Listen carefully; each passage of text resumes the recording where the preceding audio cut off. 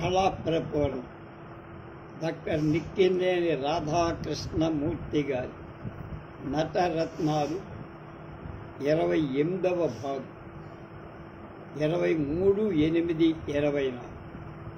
ఇవాళ మన సెలబ్రిటీ ఆచార్య పింగళి లక్ష్మీకాంతం గారు.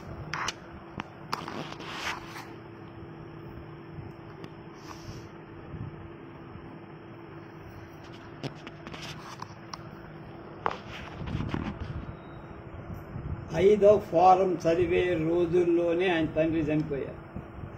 ఆస్తి అప్పుల పాలు, ఆర్థిక ఇబ్బందులు విపరీతం, దారి తెన్నులేని స్థితిలో అనేక ఇబ్బందులు పడుతున్న ఆ పసి హృదయాన్ని నాటక రంగం ఆకర్షి, నాటక ఉత్సాహం యువకుల్లో వెళ్ళి విరుస్తున్న రోజు.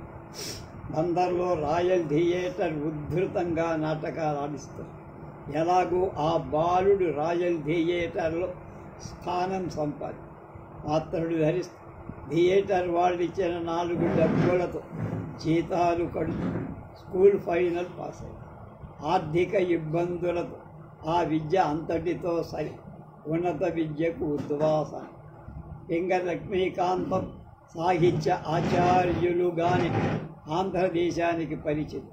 కానీ ఆయన జీవితం నాటక రంగంతో ముడిపడి ఉన్నదన్న సంగతి చాలామందికి తెలియదు.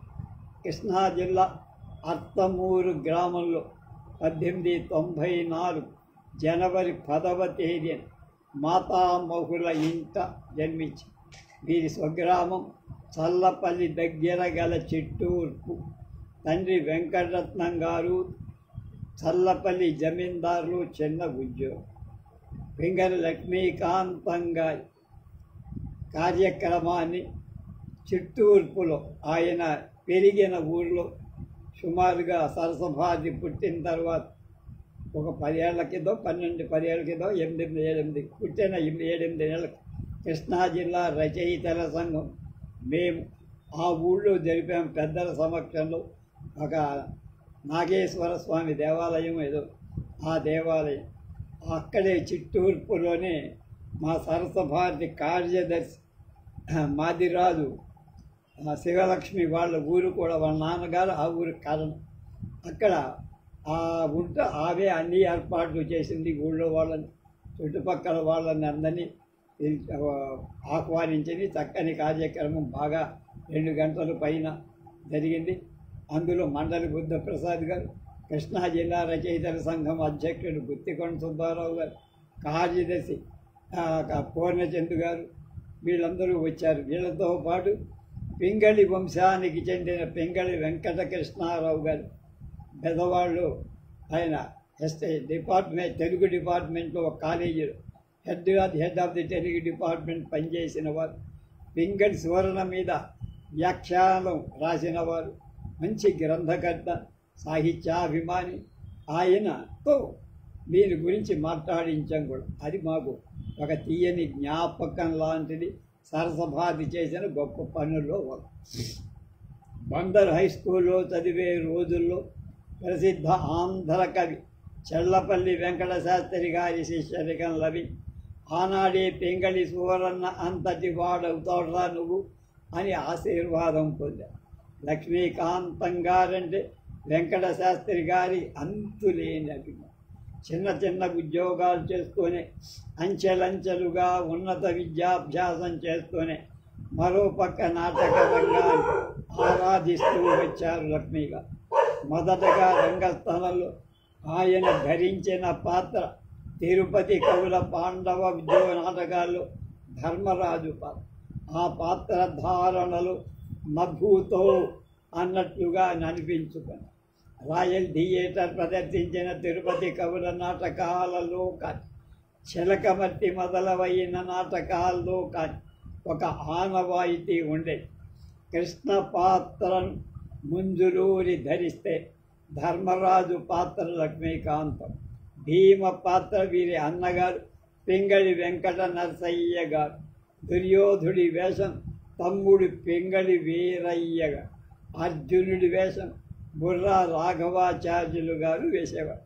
అదొక ఒప్పందంగా అలా జరిగేది.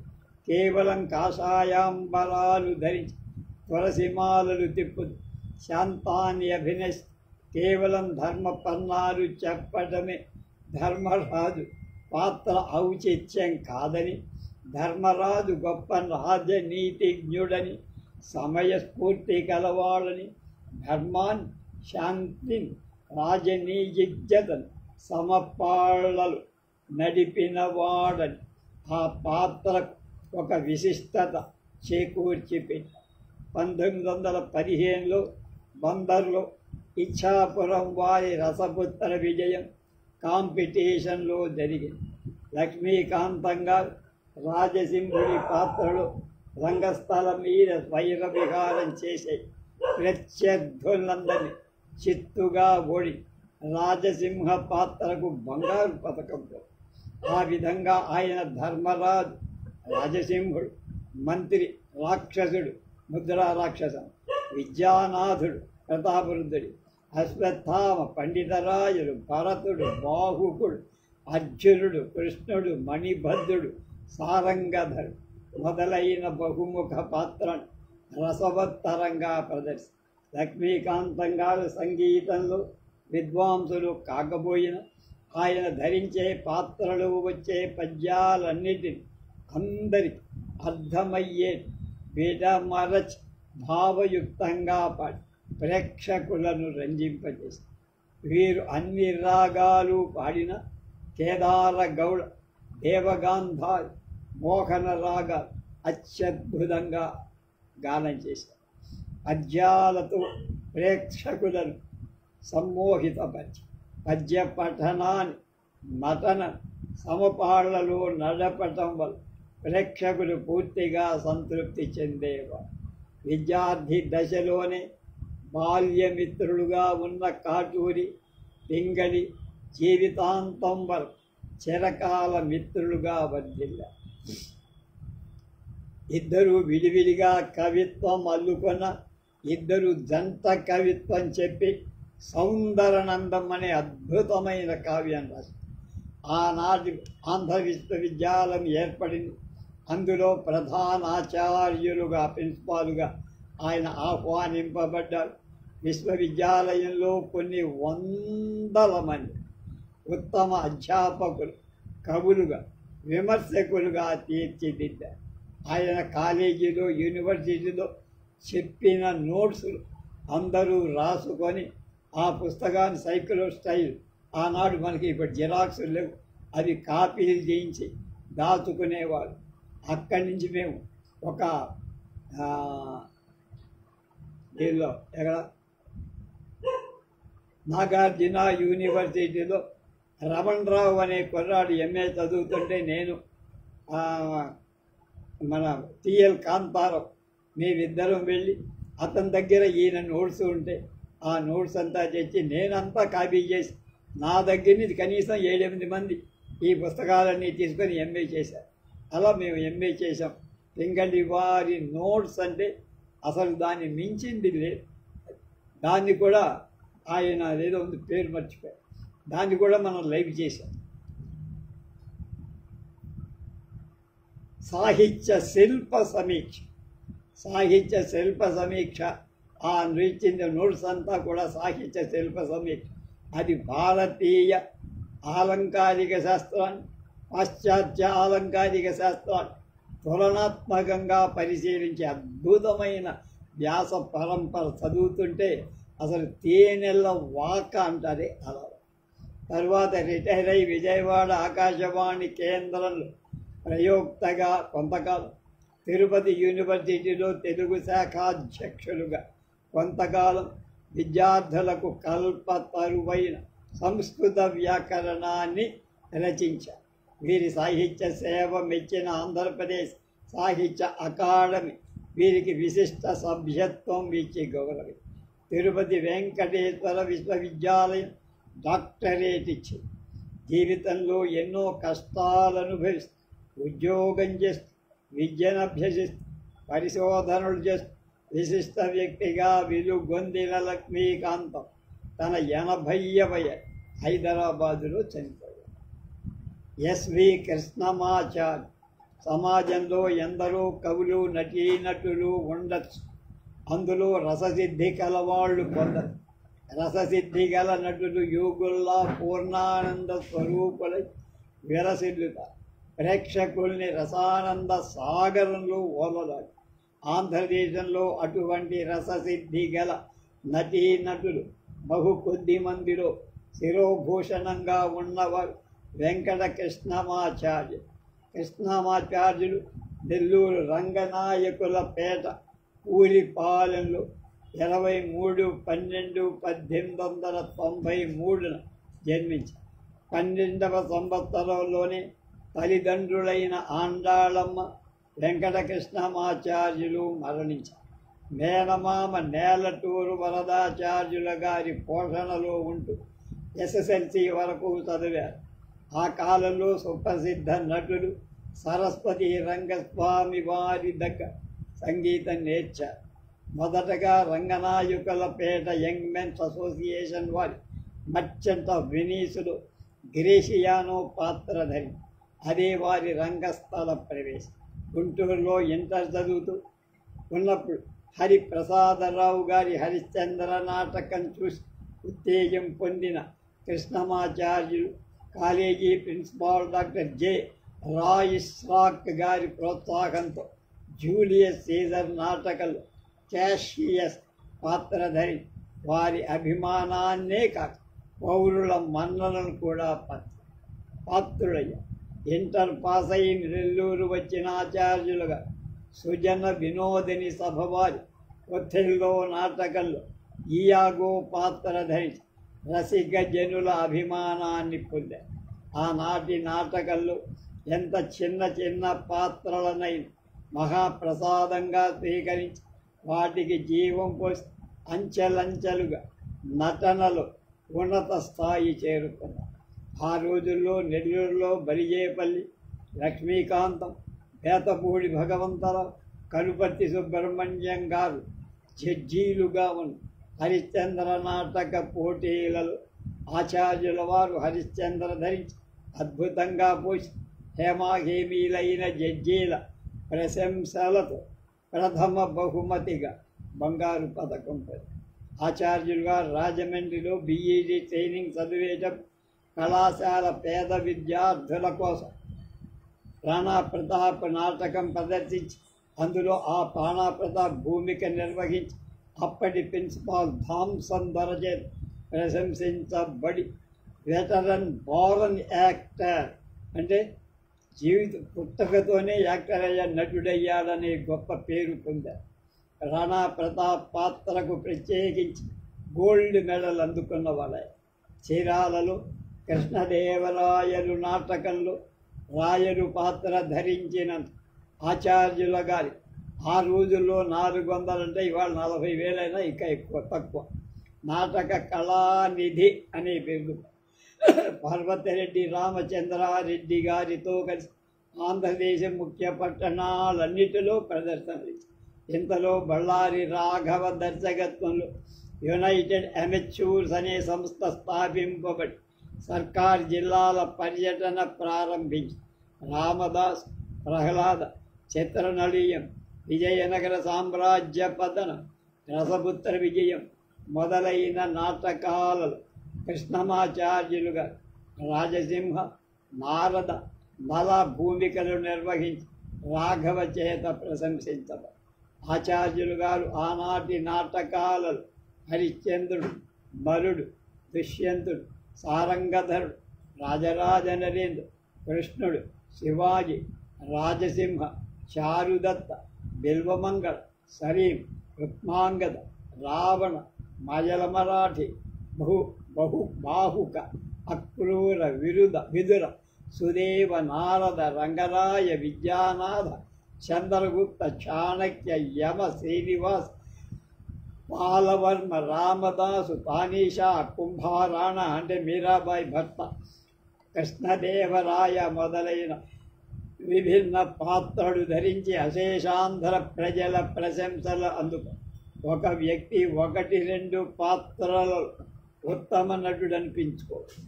అని అనేక మనస్తత్వాలు కలిగిన ఇన్ని పాత్ర ఆచార్యులు గారు ధరి అన్నిట్లో కూడా ప్రశంసలు పొందారంటే ఆయన ప్రతిభ ఎంతటితో ఊహించుకోవాలి. ఆచార్యులు గారు ఏ పాత్ర ధరించి ఆ పాత్ర చక్కగా పోషించడానికి విశేషమైన కృషి చేసేవారు. ప్రతి పాత్రకు ఒక ప్రత్యేకత రూపొందించేవారు. ఉద్యోగం చేసిన, నాటకాలాడిన ఆయన ఒక్క కానీ మిగిల్చుకోవాలి. అనేక మందికి సాయపడి మధ్యకాలంలో ధనహీనత, అలాగే భార్యా వియోగం, వృద్ధాప్యం కొంగదీసి చివరికి ఆచార్యుల వారు ఆఖరి దశలు అష్ట కష్టాలు పడి 76 ఏళ్ళు జీవించి మద్రాసులో చనిపోయారు. రాయప్రోలు సుబ్రహ్మణ్యం ఫోటో బాగాలేదు కనుక చూపించట్ల. నెల్లూరులో పుట్టి ఉపాధ్యాయ వృత్తిలో ప్రవేశించి సంగీత, నటనలో, అభినయంలో ఆరితేరని దిట్టగా నలుగురిలో సెహబాష్ అనిపించుకొని బళ్ళారికి వెళ్ళి నాటక పితామహ ధర్మబలం కృష్ణమాచార్యుల వారి సరద వినోది సభలో చేరి వారి ఆశీస్సులందుకు నెల్లూరులో అనేక నాటక సమాజాల స్థాపకుడు, ఎంతోమంది నటులకు అత్యుత్తమ శిక్షణని, ఆ తర్వాత చిత్తూరు రామవిలాస సభ నటీ నటులు శిక్షణనిచ్చే ఉపాధ్యాయుడై మహానటులకు గురువై అక్కడే మరింత గొప్ప నటుడై హరికథా కేసరి అయి తుదకు సినిమా నటుడై జీవితానంతా నాటక కళకే ధారపోసిన నిస్వార్థ త్యాగధరుడై కళాప్రపూర్ణుడై 1920 సెప్టెంబర్ 10వ తేదీ నెల్లూరులో కీర్తిశేషులైన రాయప్రోలు సుబ్రహ్మణ్యం గారి ప్రతిభా విశేషాలు ఈ తరం వాళ్ళకెవరికి. తెలుగు నాటక రంగంలో నెల్లూరు నాటక రంగం అనేక విధాలుగా విజృంభించి దక్షిణాంధ్రదేశంలో నాటక రంగానికి పట్టుకొమ్మగాని ఆ నాటక రంగంలో ప్రముఖ నటుడుగా వెలుగొందిన రాయప్రోలు సుబ్రహ్మణ్యం గారు 1994లో నెల్లూరులో పుట్టారు.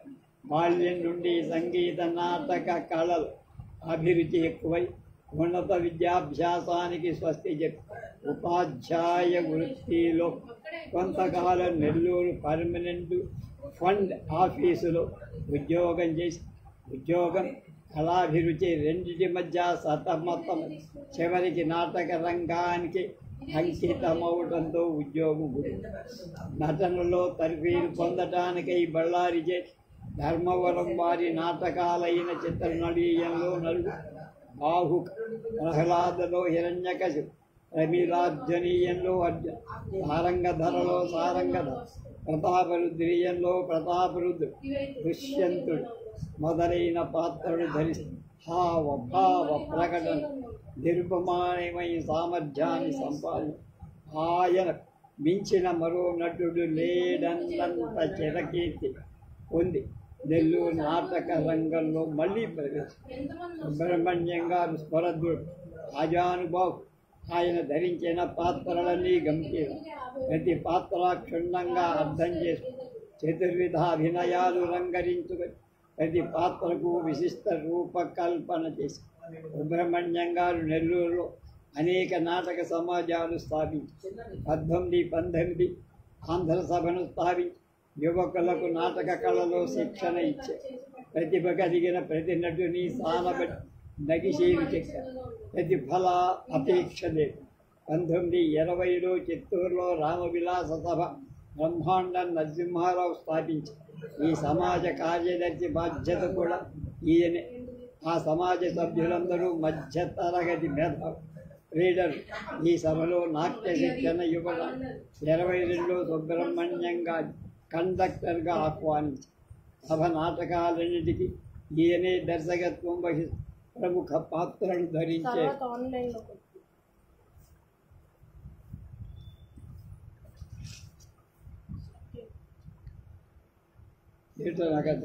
దీనిలో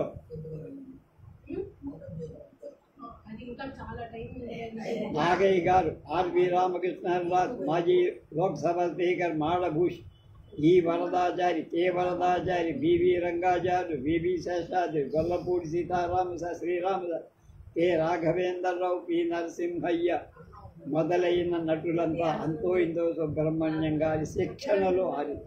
పద్మశ్రీ నాగయ్య గారి నట గురువులు కూడా సుబ్రహ్మణ్యం.